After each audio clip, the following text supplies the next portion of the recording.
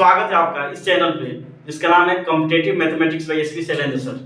देखिए 20 जनवरी 2024 को नवोदय का एग्जाम हुआ कक्षा 6 के लिए, जिसमें आपसे मैथ्स, हिंदी और रीजनिंग पूछा गया था, जिसका क्रम होता है रीजनिंग, फिर मैथ और फिर हिंदी, है ना। ये कुल 80 प्रश्न पूछे जाते हैं, जिसका मैंने पूरा आंसर की आपको प्रोवाइड करा दिया। लेकिन आपको मैं पिछले वीडियो में भी बताया था कि इसके जस्ट नेक्स्ट वाले वीडियो में मैं आपको पूरे मैथमेटिक्स का सॉल्यूशन डिटेल्स में कराने वाला हूँ, और ये भी बताने वाला हूँ कि एग्जाम में इसे कैसे करें। घर पर जब आप बैठे होते हैं तब इसे आप कैसे भी करें, कोई मतलब नहीं है, लेकिन एग्जाम में, चूंकि एग्जाम में आपका एक टाइम का प्रेशर होता है, क्वेश्चंस का प्रेशर होता है, ठीक है, और बाकी जो स्टाफ्स वगैरह होते हैं उन सब की भी प्रेशर होती है। तो एग्जाम हॉल में किस तरह से किसी प्रश्न को टैकल करेंगे उन सबको भी हम लोग देखने वाले हैं, ठीक है। तो आइए अब स्टार्ट करते हैं। यहाँ पर हम लोग पुस्तिका क्वांटिटी का सॉल्यूशन करने वाले हैं, ठीक है, जिसका पहला प्रश्न था, बहुत ही प्यारा प्रश्न था। 30 किलोग्राम मिठाई से 2/3 किलोग्राम भार के कितने मिठाई के पैकेट बनाए जा सकते हैं। देखिए आपके पास कुल मिठाई है 30 किलोग्राम और पैकेट कितने बनाना है, 2/3 किलोग्राम। जो मेरे स्टूडेंट हैं उन लोगों को मैं बता चुका हूं, एक कंसेप्ट आता है परसेंटेज रेसिप्रोकल वैल्यू, या आप ऐसे भी समझ सकते हैं ये 2/3 है, इसका मतलब है कि ये 100% से कम है। और मैं आपको ये भी बताया हूं कि दुनिया की कोई भी चीज अपने आप में 100% होती है ना। तो अगर ये 2/3 है, अगर यहाँ पर 3/3 होता तो हम कह सकते हैं 1, क्योंकि वो 1 आ जाता, 100% आ जाता। 100% आ जाने का मतलब होता है 1 बन जाता, लेकिन यहाँ पर 2/3 है, यानी कि 1 से कम है। 1 से कम है, अगर 1 किलो का भी पैकेट हम बनाते हैं तो हमारा आंसर 30 आ जाता है, लेकिन यहाँ तो 1 किलो से कम का पैकेट बनाना है तो हमारा आंसर 30 से ज्यादा होगा। लेकिन इसे सॉल्व कैसे करेंगे, देखिए अगर आपके पास 30 किलो मिठाई है और उसे 1 केजी के पैकेट वाले में भरना है, तो उसे हम कैसे भर सकते हैं। उसमें पैकेटों की संख्या कितनी होगी, वो होगी आपका 30/1, यानी कि 30 पैकेट्स। ये हो गए आपके पैकेट्स। लेकिन यहाँ पर क्या है, यहाँ पर कह रहा है कि आपके पास जो पैकेट में वजन की क्षमता है वो है 2/3 केजी। अब देखिए यहाँ पर मैंने क्या किया, 30 में 1 से डिवाइड किया, तो उसी प्रकार से 30 में आप 2/3 से डिवाइड करोगे। ये डिवीजन है, तो डिवीजन को आप मल्टीप्लिकेशन में चेंज करिए, 30 × 3/2, और 2 से इसको काटोगे आ जाएगा ये 15, और 15 3 हो जाएगा 45, ठीक है ना। तो इस प्रकार से आपका सही आंसर क्या होगा, 45। ये तो था इसका ट्रेडिशनल वे। इसे हम लोग एग्जाम में कैसे सॉल्व करेंगे। पहला कि अगर ये मिठाई जो है 1 किलो के पैकेट में होता तो 30 केजी आता, 30 पैकेट आता, लेकिन ये 1 केजी से कम है तो 30 से ज्यादा आएगा, तो ये तो ऑप्शन गया, बचा एक 40 और एक 45। अब इसके लिए क्या करेंगे, कैसे पता करेंगे कि कौन सा सही है। इसके लिए हम क्या करेंगे, क्योंकि इसको इससे डिवाइड करना है। डिवाइड करने का मतलब ये है कि अगर इसे हम चेंज करना चाहते हैं, मतलब मल्टीप्लिकेशन में करना चाहते हैं, तो ऊपर का नीचे हो जाता है, नीचे का ऊपर, यानी 2 से इसे डिवाइड करोगे। देखो 2 का वैल्यू हो गया 30, 15 टाइम्स 15 गुना, तो 3 का हो गया 45, यानी इसका टोटल आंसर क्या आ जाता है 45। इस प्रकार से इस क्वेश्चन का आंसर 45 होगा। देखिए दूसरा क्वेश्चन है, एक भिन्न वही या तुल्य रहता है। इस पर ध्यान देने वाली बात है, एक भिन्न वही या तुल्य रहता है, जिसे हम लोग इंग्लिश मीडियम में कहते हैं इक्विवेलेंट फ्रैक्शन। यदि एक ही संख्या अंश व हर में जोड़ दी जाए, एक ही संख्या अंश व हर से घटा दी जाए, एक ही संख्या शून्य को छोड़कर से अंश व हर को गुणा किया जाए, और चौथा ऑप्शन है इसे इसके व्युत्क्रम से गुणा किया जाए। तो आइए पहले देखते हैं कि तुल्य भिन्न क्या है। जैसे देखो यहाँ पर मैंने लिख दिया 3/5, तो इसके तुल्य भिन्न निकालने के लिए आपको पढ़े होंगे कि सेम संख्या से ऊपर और नीचे गुणा कर दो। जैसे देखो 5 में नीचे अगर 2 से गुणा कर रहे हैं तो ऊपर भी 2 से गुणा कर देंगे, तो जो हमारा नंबर प्राप्त होगा 6/10, ये 3/5 का तुल्य भिन्न है ना। लेकिन जब हम इसमें 0 से गुणा करेंगे, नीचे भी 0 से गुणा करेंगे, तो इस सब का वैल्यू 0 हो जाएगा, तो ये फ्रैक्शन नहीं रह जाएगा। इसलिए इसका सही उत्तर जो होगा, एक ही संख्या शून्य को छोड़कर से अंश व हर को गुणा किया जाए, ये सही उत्तर है, ठीक है ना। एक ही संख्या अंश व हर में जोड़ दी जाए तो ये नहीं होगा, एक ही संख्या अंश व हर से घटा दी जाए ये भी नहीं होगा, इसे इसके व्युत्क्रम से गुणा करें। जैसे देखिए मान लीजिए 3/5, अगर मैं इसके 5/3 से गुना करूंगा, ये 5 से 5 कट गया और 3 से 3 कट गया, तो ये हो जाएगा आंसर 1। और जब किसी दो संख्याओं का गुणनफल 1 हो जाता है तो वे दोनों एक दूसरे के गुणात्मक प्रतिलोम, इंग्लिश में जिसे कहा जाता है मल्टीप्लिकेटिव इनवर्स, प्राप्त होता है। ठीक है, तो इस प्रकार से इसका आंसर जो है सही उत्तर एक ही संख्या से अंश व हर को गुणा किया जाए, लेकिन शून्य से नहीं करना होगा। ठीक है, आइए हम नेक्स्ट क्वेश्चन पे देखते हैं। तीसरा क्वेश्चन है, एक वस्तु को 2540 रुपए में बेचने पर जो लाभ प्राप्त होता है, वहीं उसी वस्तु को 1850 रुपए में बेचने पर जो हानि होती है के बराबर है। देखिए, जब वस्तु को 2540 रुपए में बेच रहे हैं तो कुछ लाभ प्राप्त हुआ, लेकिन अगर उसी वस्तु को 1850 में बेच रहे हैं तो हानि हुई।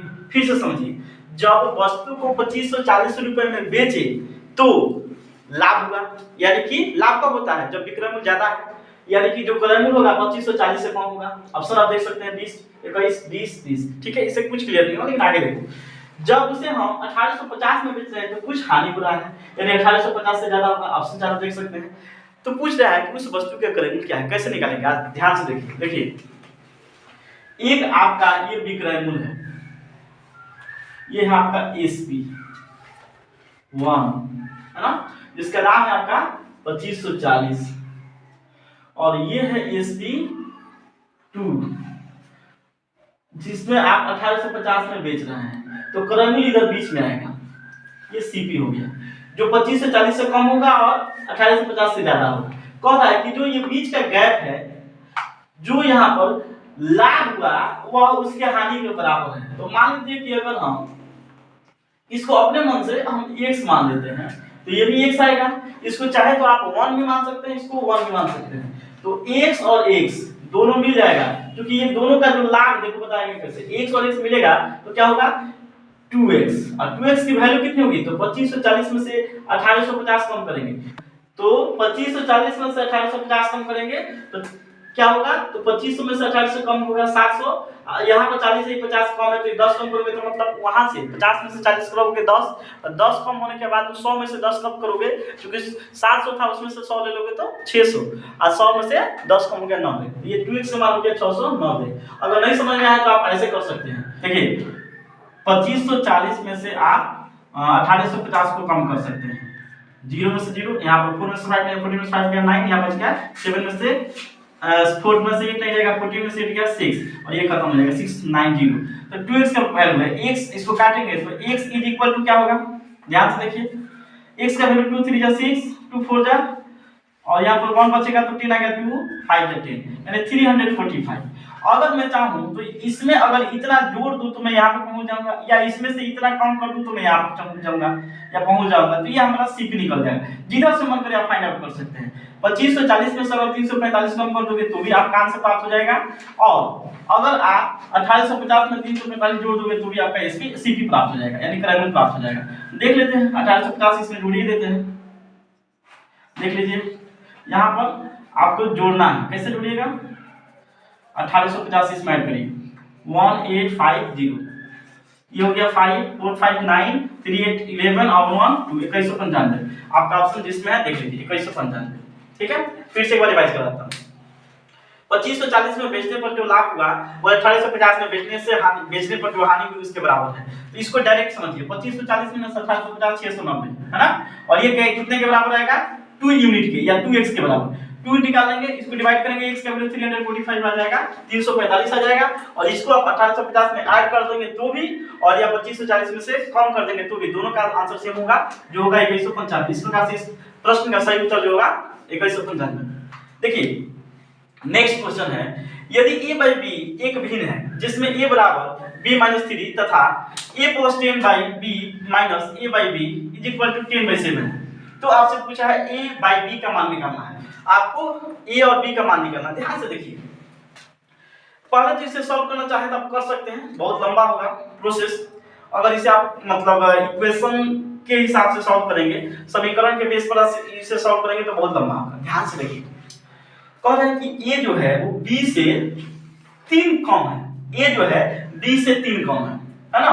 ध्यान से देखिए, अगर मैं इसमें बात करूं a by b में, अगर मान लो मैं इस ऑप्शन का बात करता हूं 8/11, तो a जो है 8 है और b कितना है 11 है, तो a बी से 3 कम है, इसको तो ये सेटिस्फाइड कर देता है। लेकिन अगर ए में 10 जोड़ते हैं, यानी इसमें 10 जोड़ोगे तो क्या होगा 18, और इसे आप बी से यानी 11 से भाग करते हैं और माइनस करते हैं, किससे माइनस करते हैं, तो ए बाई बी से, यानी कि 8/11 से, 8/11 से, तो आपका आंसर 10/7 आ रहा है, तो नहीं आ रहा है। कैसे नहीं आ रहा है, इसका एलसीएम हो जाएगा 11, 18 में से 8 गया 10, 10/11 आ रहा है, जो सही आंसर नहीं है, इसलिए ये हमारा सही नहीं हुआ।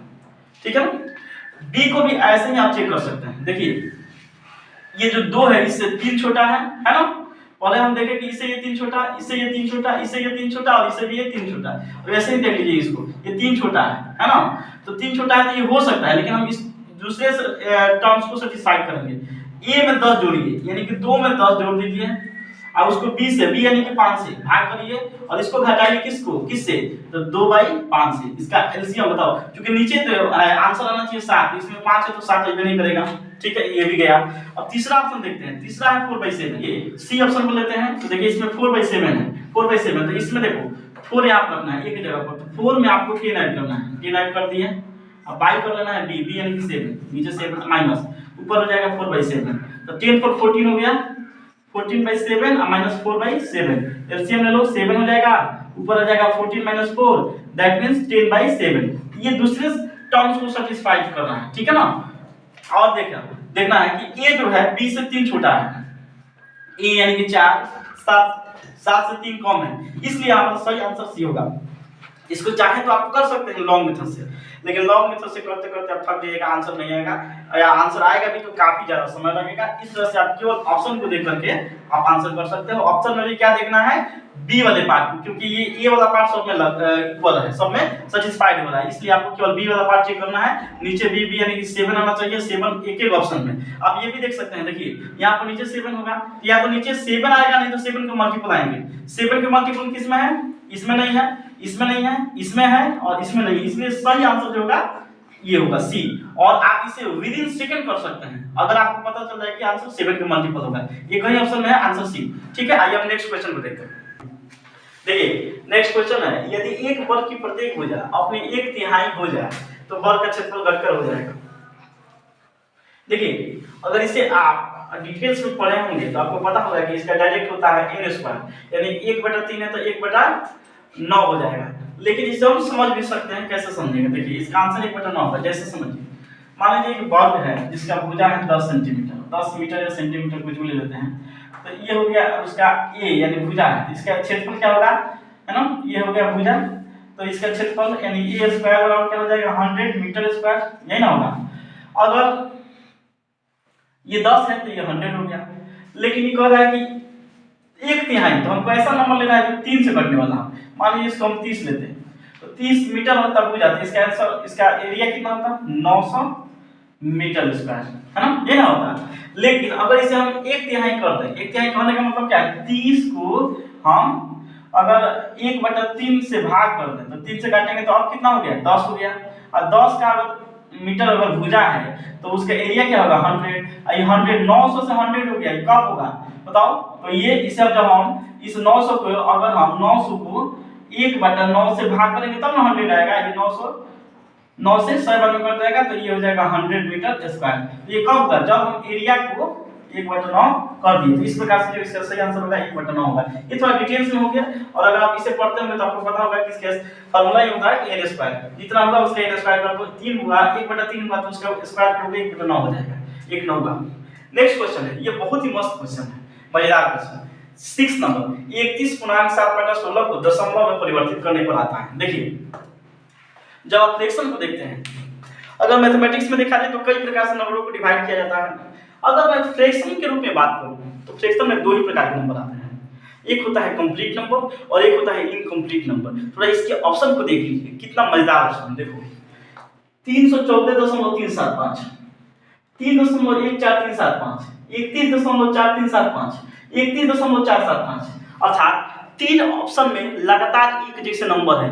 चेंजेज है क्या, केवल डेसिमल का प्लेस कौन सी जगह पे लगा। इसमें देखो 3 अंक के बाद दशमलव है, इसमें 4 अंक के बाद है, इसमें 5 अंक के बाद है और इसमें 3 अंक के बाद है। केवल इसी को चेक करना है, बाकी तो तुम्हारा आंसर निकल जाएगा। अगर कोई इसे सॉल्व करता है वो सॉल्व करते रहने दीजिए, उससे कुछ नहीं होगा। तो मैं बात कर रहा था भिन्न में भिन्न के आधार पर अगर देखा जाए तो नंबर दो प्रकार के होते हैं, एक कंप्लीट नंबर और एक होता है इनकम्प्लीट नंबर। तो देखिए यहाँ पर 31 जो है ये कंप्लीट नंबर है, तो 31 कंप्लीट नंबर है, तो इसके बाद जो भी आएगा तो वो 31 के बाद ही आएगा, तो हमारा आंसर 31 से होना चाहिए।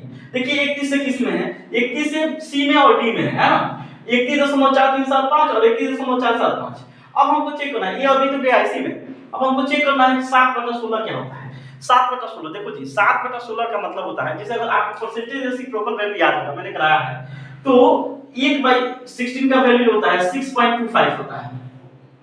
लेकिन अगर 7/16 का 30 से 7 गुना कर दो, 7 × 42 और 25 में गुना कर दीजिए इसको, 25 में 7 × 35 के 5 में लगा 3 और 7 में 14 3 17, तो यानी कि कितना हो गया 175 इसको ऐड कर दीजिए, यहाँ 5 ये 7 ये 3 और ये 4375 देखिए किसमें दिख रहा है 4375, ये आपका आंसर है। इसमें कुछ नहीं करना था, अगर करना था तो बस इतना है कि 7/16 का रेसिप्रोकल वैल्यू या आप फाइंड कर सकते हैं, या आपको याद तो चाहिए, याद करने के लिए आप देख लीजिए कैसे किए हैं, या अगर ये समझ में नहीं आ रहा, ये समझ में नहीं है, इसका मतलब ये कि आपको कैलकुलेशन करने में दिक्कत है, आप 625 में 7 से मल्टीप्लाई करिए और चेक करिएगा इतना ही आएगा, डेसिमल कहां आएगा वो देख लेंगे हम, ठीक है ना। तो इसका आंसर ये हो जाएगा 31.4375। ये बहुत ही अच्छा क्वेश्चन था। आइए देखते हैं, एक वर्ग का परिमाप उस आयत के परिमाप के समान है।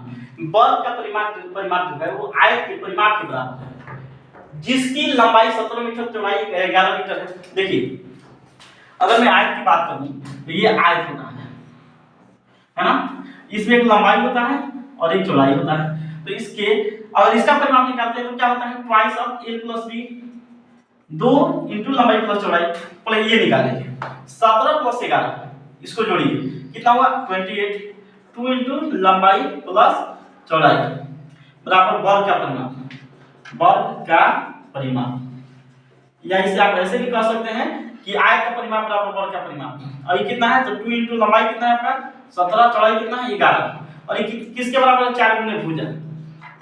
देखिए 17 11 28 में 2 से गुना करिए 56, ये हो गया 56, और इधर है 4 × भुजा। अगर हम भुजा निकालते हैं तो 4 से काट देंगे, ये होगा 14, एक भुजा हो गया 14, हमको इसका क्षेत्रफल निकालना है, क्षेत्रफल निकालेंगे 14 का स्क्वायर होता है 196, आंसर 196 मीटर स्क्वायर इसका आंसर हो जाएगा। ठीक है, अब नेक्स्ट क्वेश्चन को देखते हैं। ये अपना नेक्स्ट क्वेश्चन है, यदि 4392 अर्थात 4392 को 3.66 से डिवाइड करेंगे तो 12 आंसर होगा। तो 439.2 को अगर 36.6 अर्थात 36.6 से डिवाइड करेंगे तो आंसर क्या होगा। देखिए ये प्रश्न जो है ना मैथमेटिक्स का एकदम बहुत ही अच्छा क्वेश्चन है। आपको लगेगा कि सर इसमें बहुत कुछ सॉल्व करना है, लेकिन अगर आप रियल में मैथ्स को सॉल्व करना जानते हो तो आप सॉल्व कर ही दोगे, लेकिन ज्यादा समय लेकर के। लेकिन मैथ को अगर आप फील भी किए होंगे सॉल्व करने के साथ साथ, तब आप इसे देखते आंसर करिएगा। ध्यान से देखिए नंबर्स को थोड़ा देखेंगे, 4392 366 12, फिर देखिए 4392 366 यानी कि 12 और रिलेटेड समथिंग कुछ आएगा।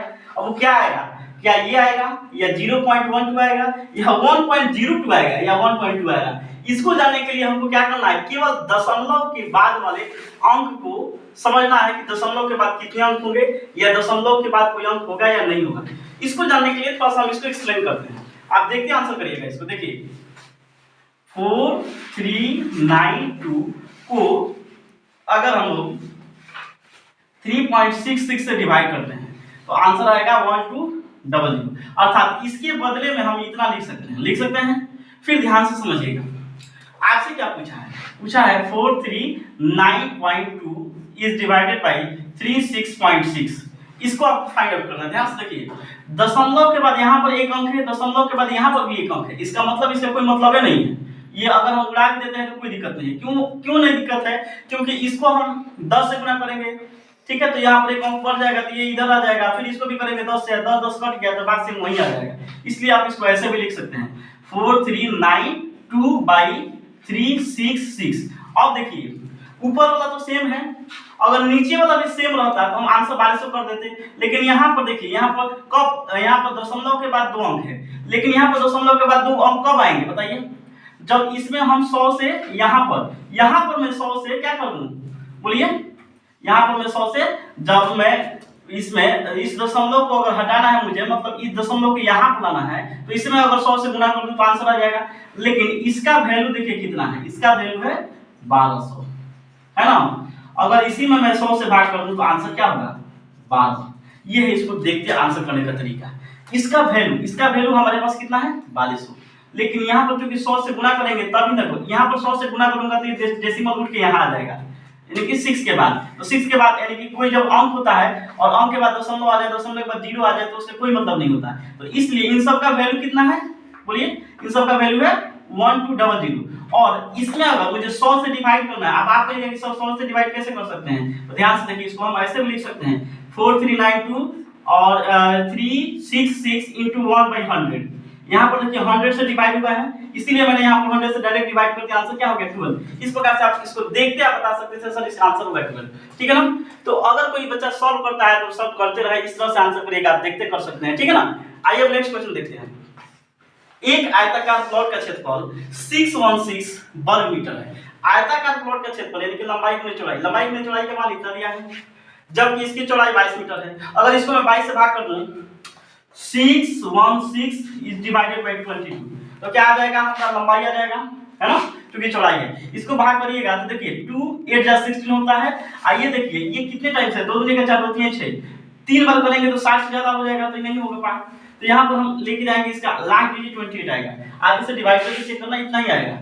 लास्ट डिजिट से मैंने देखा कि यहाँ पर 8 आएगा, और यहाँ से क्योंकि 22 दिया करेंगे तो 66 हो जाएगा, जो 60 से या 61 से ज्यादा है, इसलिए इसका मतलब रियल वैल्यू आएगा 28। ये 28 क्या होगा, ये है लंबाई, और 22 क्या है, चौड़ाई। आपसे पूछा है कि इसके चारों ओर 7.05 रुपये प्रति मीटर की दर से बाड़ लगवाना है। जैसे देखिए ये है आपका एक आयताकार प्लॉट, ये है आपका 22 और ये है 28, इसके चारों तरफ से आपको बाड़ लगाना है, यानी कि घेरा लगाना है। क्या करिएगा, तो इसका परिमाप निकाल लीजिएगा, क्योंकि ये लंबाई और ये लंबाई घेर देंगे, ये टोटल लंबाई आ जाएगा। तो इसको 28 और 22 को जोड़ दीजिए, हो गया आपका 50। अब 50 में 2 से गुना करेंगे आ जाएगा 100, क्योंकि परिमाप बराबर क्या होता है, 2 into लंबाई प्लस चौड़ाई। तो देखिए लंबाई और चौड़ाई को 2 से जोड़ दीजिए, 2 से मतलब जोड़ करके 2 से गुना कर दीजिए 100 मीटर। 100 मीटर उसका परिमाप हो गया। अब इसको आपको गुना करना है 7.05 से। तो देखिए जब 2 अंक है यहाँ पर, दशमलव पर 2 अंक के 100 से गुना करेंगे तो ये हो जाएगा 705, ठीक है। देखिए कहीं आपके ऑप्शन में होगा, देखिए ऑप्शन में 705 होना चाहिए, 1500 रुपया, 375, 4620 और 750, ठीक है ना। यहाँ पर 705 है, यहाँ पर 750 आ रहा है। लग रहा है कि अब क्वेश्चन में कुछ त्रुटि है, थोड़ा सा मैं इसको करेक्ट कर लेता हूँ, देख लेते हैं।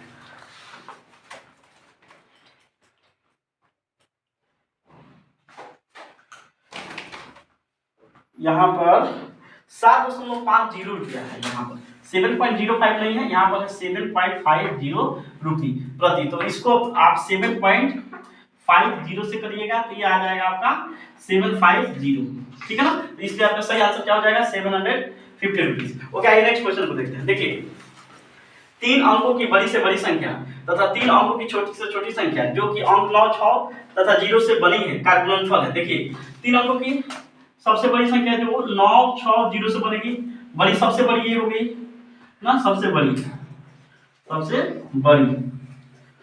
और सबसे छोटी क्या होगी, तो 609, ये सबसे छोटी हो गई, ये सबसे छोटी। इसका गुणनफल पूछा है, गुणनफल देखिए लास्ट में तो 0 आएगा 1, ठीक है, और 9 6 जा 54 आएगा। देखिए ऑप्शन किस में है इसमें, तो देखिए यहाँ पर भी है और यहाँ पर भी है। अब हम इसका डीएस निकाल लेते हैं, ठीक है ना। पूरा कैलकुलेट करने की कोई जरूरत नहीं है, चाहे आप देख भी सकते हैं। कैसे देख सकते हैं, 6 9 जा 54, 54 से थोड़ा सा ज्यादा आएगा क्योंकि ये 96 है ना। ये 90 रहता तो 54,000 या 54 के आसपास आता, तो ये 96 जो है 90 से ज्यादा है, इसीलिए ये इसका आंसर 54 से थोड़ा सा ज्यादा आएगा। ये 66 वाला बहुत ज्यादा है, इसीलिए इसका सही आंसर। नेक्स्ट क्वेश्चन को देखते हैं। देखिए ये जो प्रश्न है, ये प्रश्न जो है बहुत ही मजेदार है और बहुत ही इंपॉर्टेंट भी है, क्योंकि इसमें आपको आप देख सकते हैं यूट्यूब पर आपको देखिएगा, मुझे लगता है कि बहुत सारे लोग इसका आंसर दूसरा बताएंगे जो मतलब गलत है। इसको पहले देखिए अच्छे से। देखिए यदि हम 1 से 100 तक की संख्या सभी संख्याओं को लिखते हैं तो अंक 9 कितनी बार आएगा। प्रश्न पर ध्यान देने वाला बात यह है कि 9 जो है वो कितनी बार आएगा, ठीक है ना। 9 कितनी बार आएगा इस पर ध्यान से समझिएगा। एक बार मैं और प्रश्न को पढ़ता हूँ। यदि हम 1 से 100 तक की सभी संख्याओं को लिखते हैं तो अंक 9 कितनी बार आएगा। ऑप्शन है आपका 19, 20, 21 और 23। पहले तो मैं इसे आपको सॉल्व करा के दिखा देता हूँ, उसके बाद मैं इसका मतलब लॉजिक भी बताऊंगा कि कैसे ये काम करेगा। देखिए पहले हम लोग 1 से लेकर के 100 तक की संख्याओं को लिखते हैं। देखिए जब हम 1 से लेकर के 100 तक की संख्याओं को लिखेंगे, जैसे 1 2 3 4 5 6 7 8 9, जब हम 1 से लेकर के 9 तक की संख्याओं को या 10 तक की संख्याओं को लिखेंगे तो आपके पास देखो एक बार में एक 9 आया। यानी 1 से 10 तक में, 1 से 10 तक जब आप लिखते हैं 1 से 10 तक में आपको एक बार 9 आएगा। वैसे ही 11 से 20 तक में आपको एक बार आएगा। 21 से लेकर के 30 तक में एक बार और आएगा। 31 से लेकर के 40 तक में एक 9 और आएगा। 41 से 50 तक में एक 9 और आएगा। 51 से 60 तक में एक 9 और आएगा। 61 से 70 तक में एक 9 और आएगा। 71 से 80 तक में एक 9 और आएगा, एक 9 और आएगा, ठीक है ना। अब सुनिए 81 से 89 तक एक 9 आएगा, ठीक है ना। तो ये देखिए कुल कितना होगा, 1 2 3 4 5 6 7 8 9, ये तो 9 हो गए, ठीक है। और 90 से देखिए 90, 91, 92, 93, 94, 95, 96, 97, 98 और 99 में देखिएगा 90 में एक 9, 91 में एक 9, 92 में भी एक 9, 93 में भी एक बार 9 आएगा, 94 में भी एक बार 9, 95 में भी एक बार 9, 96 में भी एक बार 9, 97 में भी एक बार 9, 98 में भी एक बार 9 और 99 में भी एक बार 9 आएगा, एक बार 9 आएगा, एक बार।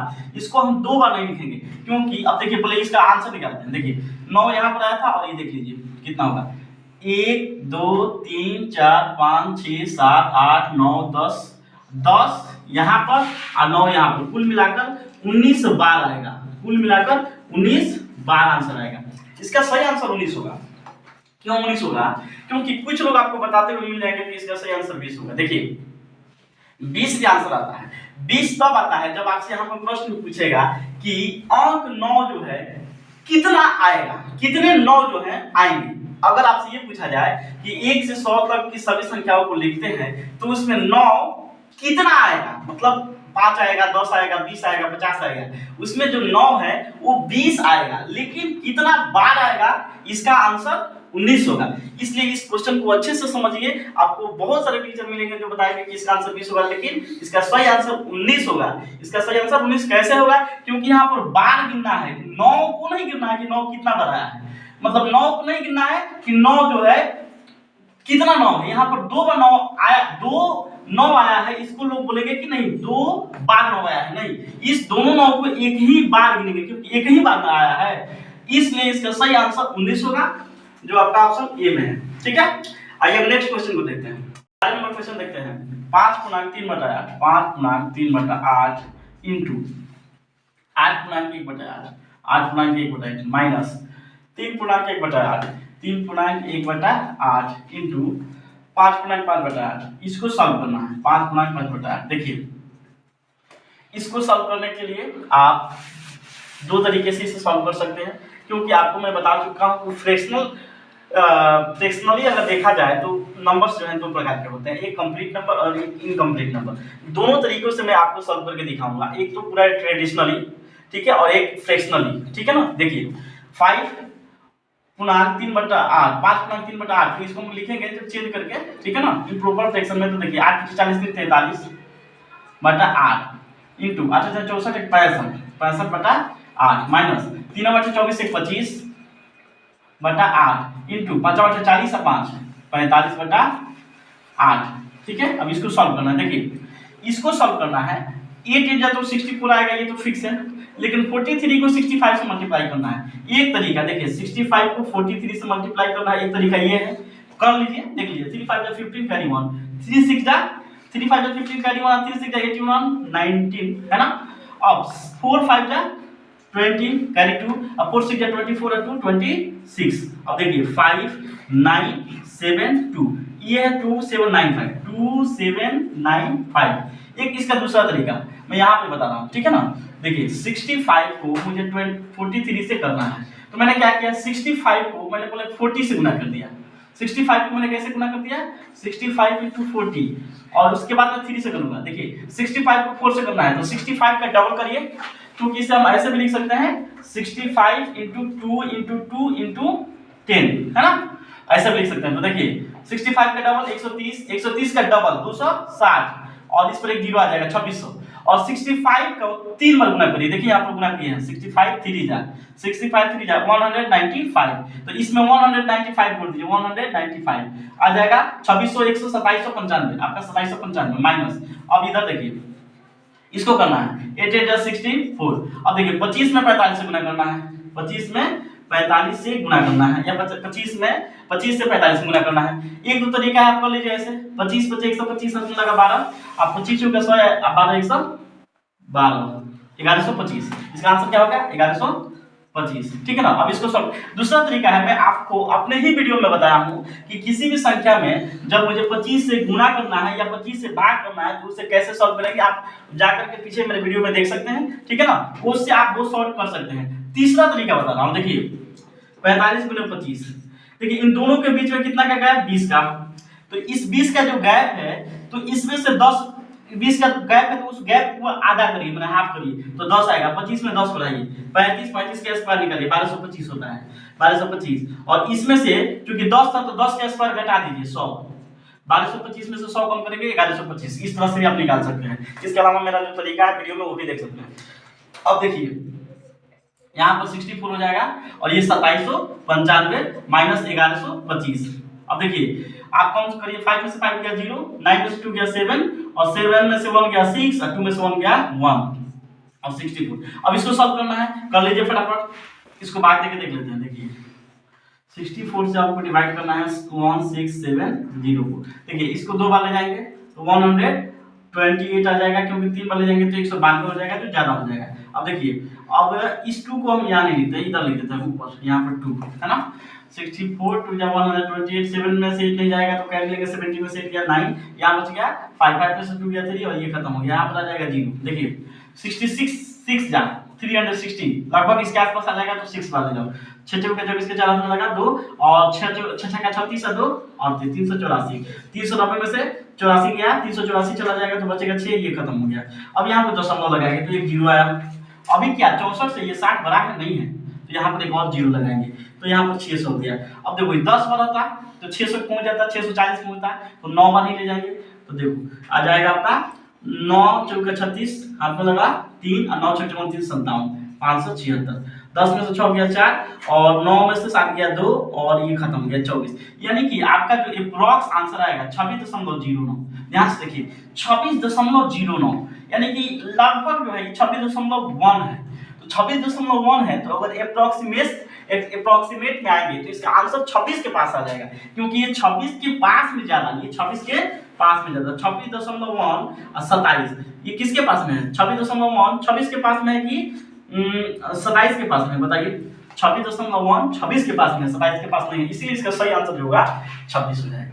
आइए इसके दूसरे तरीका को देखते हैं। देखिए क्वेश्चन था 5×3/8 गुणे 8×1/8 1/8 माइनस 3×1/8 3×1/8 इंटू 5×5/8। देखिए इसका जो मैंने तरीका बताया कि जब फ्रैक्शन के हिसाब से देखा जाए, ऋणात्मक संख्या के रूप में देखा जाए, तो संख्याएं दो प्रकार की होती है, एक कंप्लीट होती है, एक इनकम्प्लीट। जैसे देखिए मान लीजिए मैंने यहाँ पे लिखा 7 इंटीजर 1/3, इसमें जो 7 है ये कंप्लीट है ना, और 1/3 है ये इनकम्प्लीट है। तो हम लोग इसी के आधार पर इसको सॉल्व करेंगे। देखिए कैसे सॉल्व करेंगे। 5 को पहले 8 से गुना करो 40, इंटीजर नहीं आएगा क्योंकि इंटीजर में है। आप देखो 3 में 1 से करेंगे और 8 में 8 से करेंगे तो 64 हो गया, तो 3 1 जा 3 और नीचे हो गया 64, है ना, माइनस। अब देखिए यहाँ पर 3 में 5 से गुना करें 15, अब 1 में 5 से गुना करें 5, और नीचे होगा 64, ठीक है ना। अब देखिए 14 ये कंप्लीट है, इसको कंप्लीट में से कम कर लीजिए। 40 में से 15 कम करेंगे 25, और ये बचेगा क्या, ये देखिए 3/64 और माइनस 5/64।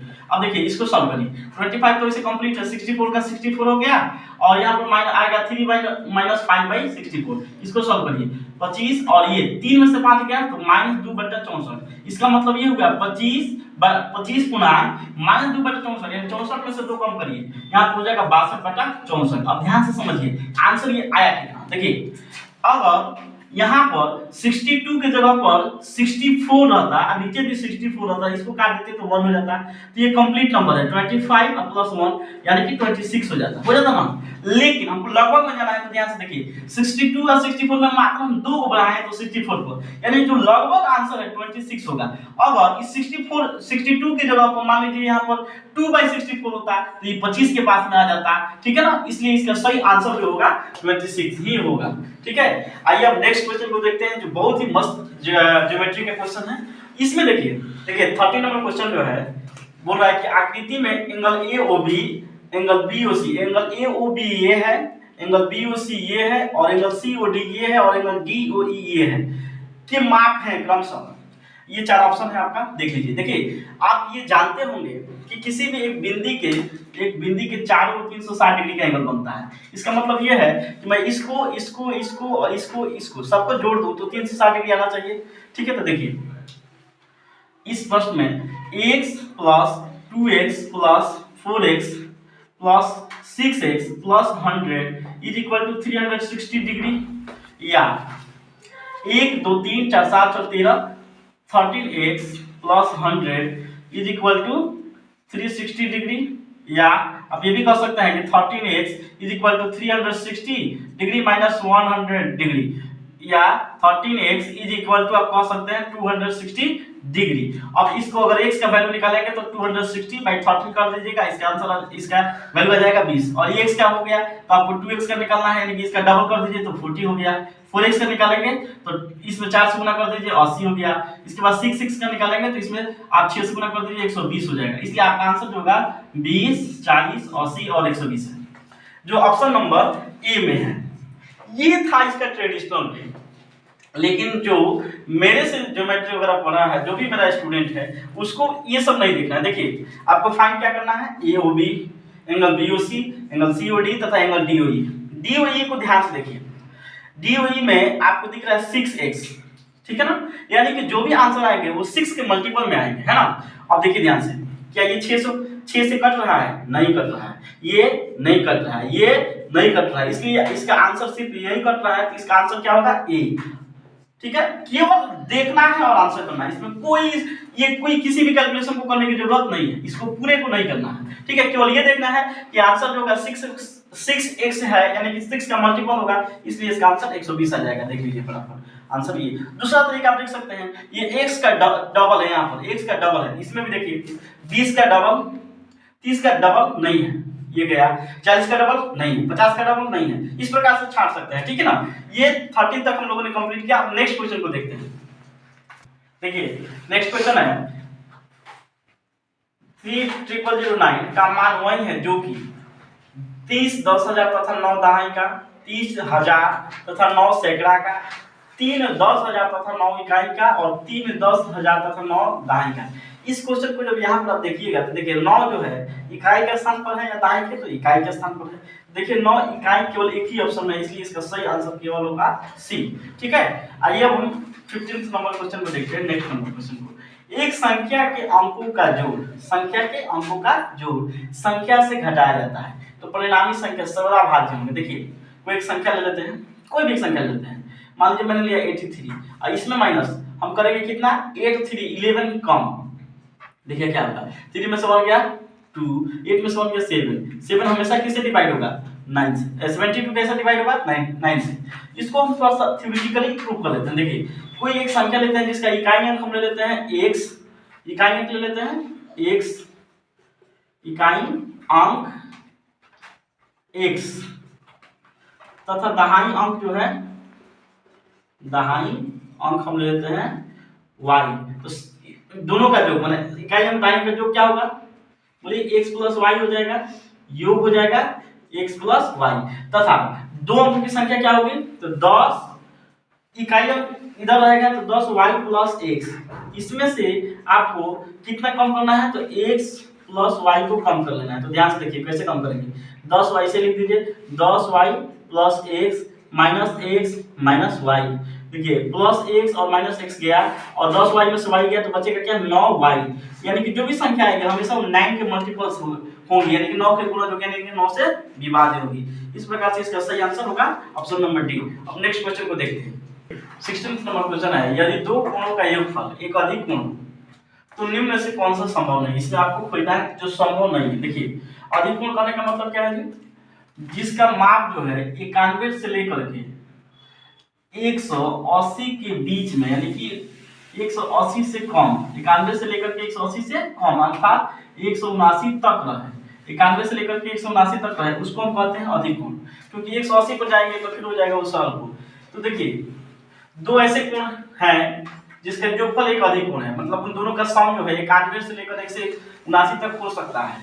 तो वो दोनों कोण जो है उनका मान क्या क्या हो सकता है, एक समकोण तथा एक निम्न कोण। कोई भी एक समकोण ले लीजिए, जैसे मान लो 90 हम ले लेते हैं और इसमें मान लीजिए हम जोड़ लेते हैं आपका 45, तो ये हो जाएगा 135, ये संभव है ना। दूसरा एक अधिक कोण तथा एक निम्न कोण, एक अधिक कोण भी ले सकते हैं जैसे 100 डिग्री तथा 70 डिग्री 170 डिग्री, ये भी संभव है ना। दो निम्न कोण जैसे मान लीजिए एक हम लेते हैं 60, एक ले लेते हैं फिर 70, इन दोनों को जोड़ेंगे तो 130, ये भी संभव है। लेकिन दो समकोण कैसे नहीं होगा, 90 प्लस 90 करेंगे तो 180 डिग्री आ गया, जिनका योगफल 180 डिग्री यानी कि सरल कोण बन जाएगा, यही संभव नहीं। इसलिए इसका सही आंसर जो होगा ऑप्शन नंबर डी होगा। ठीक है, आइए नेक्स्ट क्वेश्चन देखते हैं। सुमित का भार 107 किलोग्राम है तथा संजय का भार 82 किलोग्राम है। दोनों के भार का सन्निकटन द्वारा निकटतम दहाई के मान का अंतर ज्ञात करना है। देखिए जी, इसको टेंस के आधार पर मतलब इसके दहाई के निकटतम करके इसको सॉल्व करना है। तो देखो 107 जो है 107 ये 110 के नजदीक है या 100 के नजदीक है, तो 107 110 के ज्यादा नजदीक है, इसलिए 107 जो है वो बन जाएगा 110। क्लियर, दहाई के स्थान पर देखें तो मतलब दहाई के निकटतम के द्वारा देखा जाए तो। और दूसरा है 82 किलोग्राम, ये जो 82 है ये 80 के ज्यादा पास है या 90 के, तो ये 80 के ज्यादा पास है। इन दोनों का अंतर बताना है, 110 माइनस 80 यानी कि 30 किलोग्राम, इसलिए इसका सही आंसर होगा 30 किलोग्राम। ठीक है, नेक्स्ट क्वेश्चन देखते हैं। देखिए 18वां नंबर क्वेश्चन है कि दिया गया दंड चार्ट विभिन्न देशों की क्रिकेट टीमों द्वारा एक वर्ष में खेले गए मैचों की संख्या को दर्शाता है। ऑस्ट्रेलिया की टीम द्वारा पाकिस्तान की टीम से, देखिए ध्यान से, ऑस्ट्रेलिया की टीम के द्वारा पाकिस्तान की टीम से कितने मैच अधिक खेले गए। तो ऑस्ट्रेलिया का देख लीजिए, ऑस्ट्रेलिया का ये 32 और ये पाकिस्तान है, ये पाकिस्तान, इसका देखिए 24 है। तो आपको बस इतना ही करना था, 32 माइनस 24 दैट इज 8, इसलिए आपका सही आंसर हो जाएगा 8, ऑप्शन नंबर 8। चलिए नेक्स्ट क्वेश्चन को देखते हैं। देखिए 19वां नंबर क्वेश्चन है, एक पुस्तक का क्रय मूल्य 100 रुपए है, दुकानदार ऐसी 3 पुस्तकों को 275 रुपए में बेचता है, लाभ या हानि क्या है। देखिए जब तक आप जो भी बेचा जा रहा है और जो खरीदा जा रहा है उसको इक्वल नहीं करिएगा तब तक लाभ हानि समझ में आएगा नहीं। देखिए पुस्तक का क्रय मूल्य कितना है 100 रुपए, लेकिन कितने पुस्तक का, एक का, तो 3 पुस्तक बेच रहा है तो इसको भी 3 कर लो, अर्थात एक पुस्तक का क्रय मूल्य 100 रुपया तो 3 पुस्तक का क्रय मूल्य 300 रुपया, यानी कि इसका सीपी हो गया, कॉस्ट प्राइस हो गया 300 रुपया, और एसपी हो गया मतलब विक्रय मूल्य 275। लॉस का होगा क्योंकि 300 में खरीदा है 275 में बेच रहा है, इसलिए हानि होगा। हानि कितना होगा 300 माइनस 275 यानी कि 25, तो इसका सही आंसर होगा डी, हानि 25 रुपए का। ठीक है ना। और 20 नंबर क्वेश्चन है, एक मशीन 1 मिनट में 12 पेज छाप सकती है, एक मशीन 1 मिनट में 12 पेज छाप सकती है, तो 5760 पृष्ठों को छापने में कितना समय लगेगा। और समय जो दिया है आपको घंटे में दिया है सर, और आपको यहाँ से बताया कि एक मशीन 1 मिनट में 12 पृष्ठ, तो 60 मिनट में इसको घंटे में चेंज करेंगे तो 12 गुने 60 यानी कि 720 पेज यानी पृष्ठ छापेगी। और मुझे छापना कितना है 5760 को मुझे डिवाइड करना है 720 से। देखिए 0 से 0 गया है ना। अब देखिए 2 से 6 मंगाना है, लास्ट डिजिट की बात कर रहा हूँ। लास्ट डिजिट क्या होगा, अगर मैं 2 से 6 पे जाना चाहता हूँ तो या तो 3 होना चाहिए, नहीं तो 8 होना चाहिए, क्योंकि 2 3 जा 6 होता है और 2 8 जा 16 होता है। तो देखो इसमें 3 कहीं है ही नहीं, है ना। तो इसको हम 8 से गुना करके चेक कर लेते हैं। देखिए 72 में अगर हम 8 से मल्टीप्लाई करते हैं, 8 2 16 कैरी 1, 8 7 56 1 57 576 यानी कि इसका सही आंसर होगा 8। ये तो आप सॉल्व करके देखिए, इसे आप लास्ट डिजिट से भी चेक कर सकते हैं। देखिए 2 8 16 एक ही ऑप्शन है 8। देखिए यहाँ पर मैंने आपको 2024 में जो भी प्रश्न पूछे गए उन सबका कंप्लीट सॉल्यूशन, एक तो डिटेल सॉल्यूशन हुआ जिसमें हम लोग पूरा अच्छे से समझे, और दूसरा एग्जाम में कैसे उसे सॉल्व करेंगे वो सारे सॉल्यूशन को मैंने बताया आपको। तो इसलिए इसे आप अच्छे से देखें, ठीक है। अगर समझ में नहीं आया तो इसको 2 बार देखें, 3 बार देखें। और अगर आपको इसका पीडीएफ चाहिए तो आप competitive mathematics bye SP Shailendra sir Telegram channel को सर्च करेंगे टेलीग्राम में, और वहां पर मैंने इसका पीडीएफ बना करके भेज दिया, जिसमें आपको खंड फर्स्ट सेकेंड थर्ड अर्थात रीजनिंग, मैथ्स और हिंदी तीनों का पीडीएफ आपको ऑलरेडी मिला हुआ है उसमें। तो आप वहां से ढूंढ करके अपने सॉल्व को क्वेश्चन को भी सॉल्व कर सकते हो और नेक्स्ट वीक के लिए तैयारी कर सकते हो। मिलते हैं अगले वीडियो में, तब तक के लिए धन्यवाद।